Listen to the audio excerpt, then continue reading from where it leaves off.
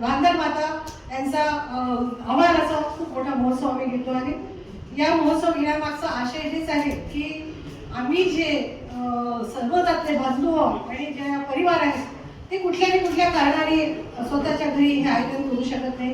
कधी त्यांना मॅनपॉवर कमी असतं, कधी त्यांच्याकडे फायनान्सचं पण असतं आणि कधी जागेचा पण अभाव असतो।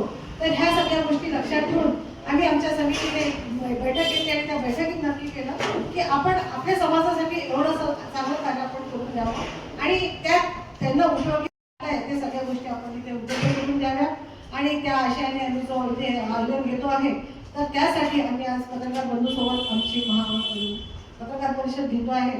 तर आमचं समितीवरती म्हणणं हेच आहे की आमची एवढी चांगली जी आमची महोत्सवाची जी न्यूज आहे ती आपण आपल्या दैनंदिन अखबारात प्रकाशित करून आणि लोकांपर्यंत पोहोचवण्याची आपण स्लोगन आहे सेवा, संघटन आणि समर्पण।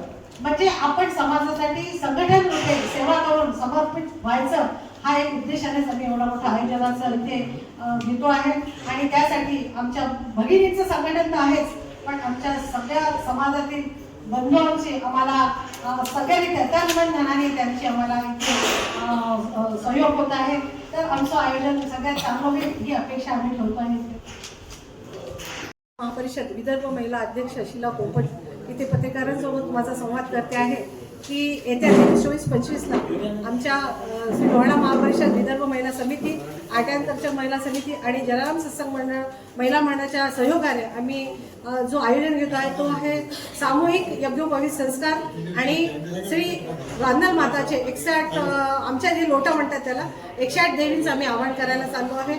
आणि त्या धार्मिक आयोजनासोबत आमच्या समाजातील ज्या गृहोद्योग करतात त्या बहिणी आणि आमच्या लेकी मुलींसाठी आणि आमच्या सुनांसाठी आम्ही तिथे एक सरस मस्त आयोजन करून राहिलो।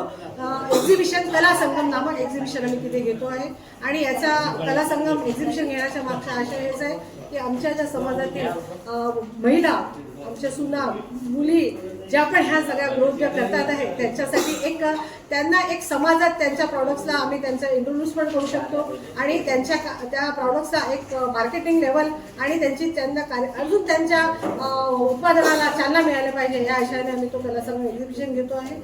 आणि सगळ्यात महत्त्वाची बाब इथे आहे की जो आम्ही हा सामूहिक आयोजन जे घेतो आहे त्यामागचा आशय हाच आहे, त्याचा उद्देश हेच आहे की समाजातील जे बंधू भगिनी आपल्याकडे आपले परिवार याच्यात सहभागी होणार आहेत ते याच्यासाठीच होतात की काही ना काही त्यांच्यासाठी घरी करणं संभव नसतं, कधी त्यांच्याकडे पैशाचा पण प्रॉब्लेम असतो, कधी त्यांच्याकडे मॅनपॉवर नसतं। तर ह्या गोष्टी सगळ्या ज्या आम्हाला समाजातून वेळोवेळी मिळत असतात त्याच आदेशाने आम्ही हे आयोजन करण्याचं ठरवलं की त्यांच्याकडचे ते देवीचे आव्हान आहे किंवा त्यांच्याकडच्या ज्या मौज होणार आहेत त्या कदाचित नाही करू शकत तर आपण त्या समोर यावं, संस्थेने समोर यावं आणि संस्थेच्या रूपाने आणि या समितीच्या रूपाने आम्ही तिथे त्यांचं आयोजन करून द्यावं।